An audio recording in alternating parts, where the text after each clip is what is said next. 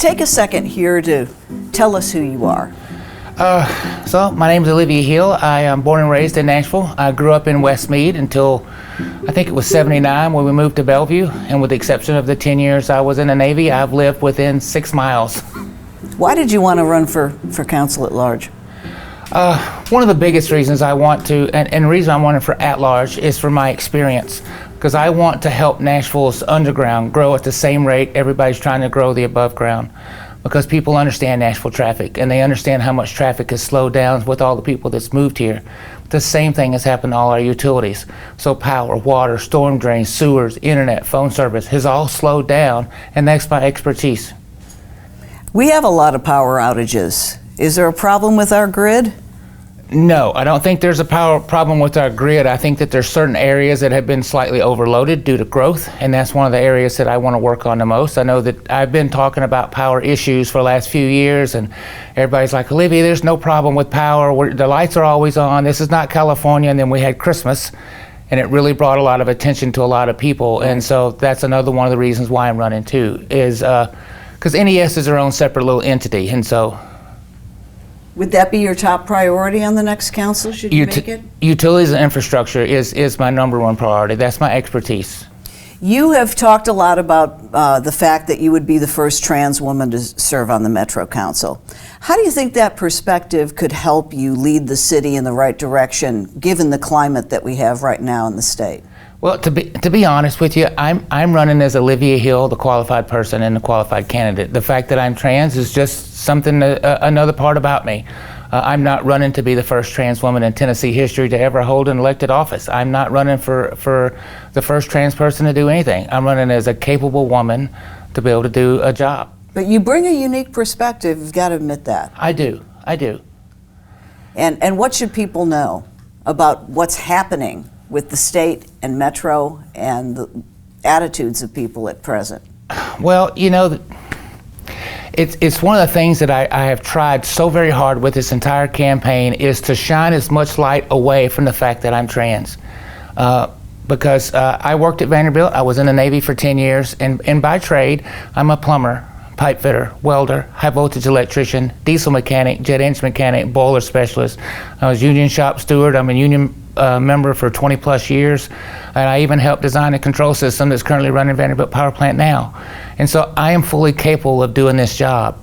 And that is why I'm running. And the fact of how the state feels about me is does not deter me from running.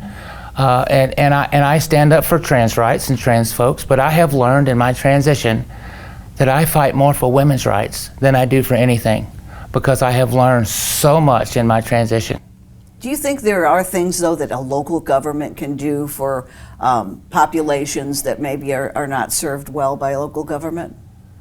I think, well, it's one of the main reasons why I got into local politics is as I started a few years ago, I learned how much more important local politics is instead of big politics. Because if you want the pothole in front of your house taken care of, or your trash, or your taxes, or who's going to be on the school board, and who's the sheriff, and who your attorneys, and who your judges are, those are the most important things that affect all of us. And that was the main reason why I decided to run. And I think that yes, they can affect an awful lot of things.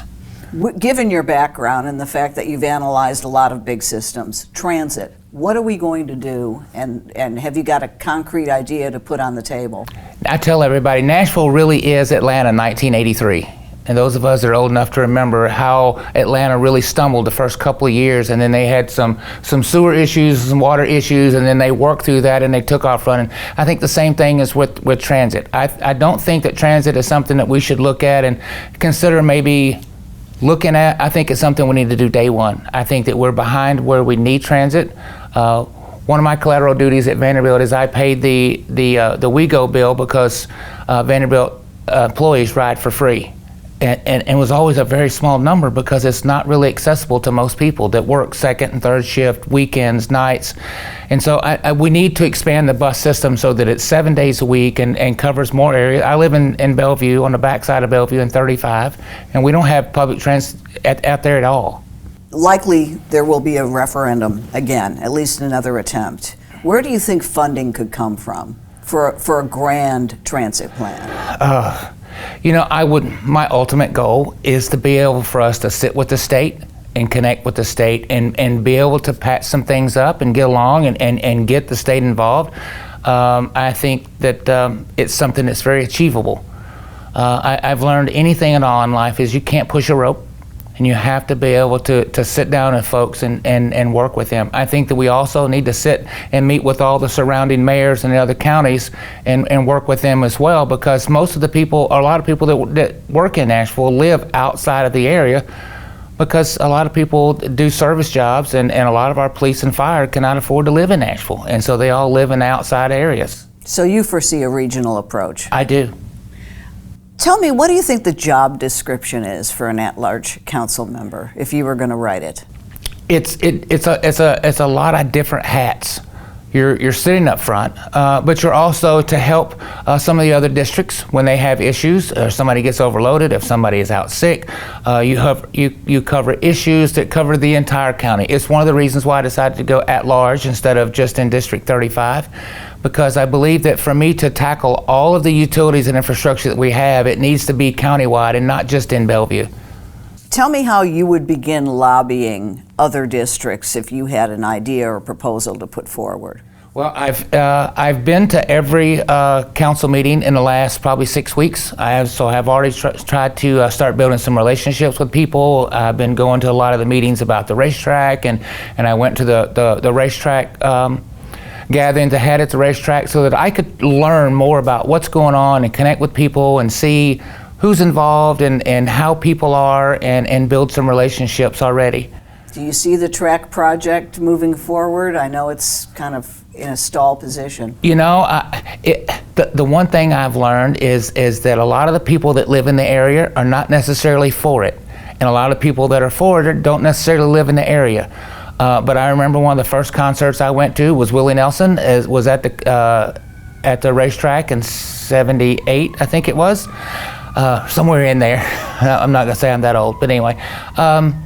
And so I haven't fully made up my mind yet. I continue to show up at everything that I can find to listen to everybody that's involved and what the people and the public want in the area. Given that sort of a controversy, are you prepared to make what might be unpopular decisions at some point in time? If that's what I have to do, then yes, I can make those decisions, but I really want to dive a little deeper and meet with people face to face and find out what their opinion is and what they want and what everything is involved. And then I don't know, I haven't been privy to all of the meetings in the background and what has all been, the ground has been laid already, so I need to catch up on all that as well. And finally, has there been a part of Nashville that you've discovered or maybe rediscovered that surprised you during this campaign? Cane Ridge. Huh. Cane Ridge is an area that I don't think I've ever really been to much, and it's just a quaint little place. I just love it down there. I've been going to their monthly meetings for the last couple of months, and there's just a wonderful group of people down there, and I've just...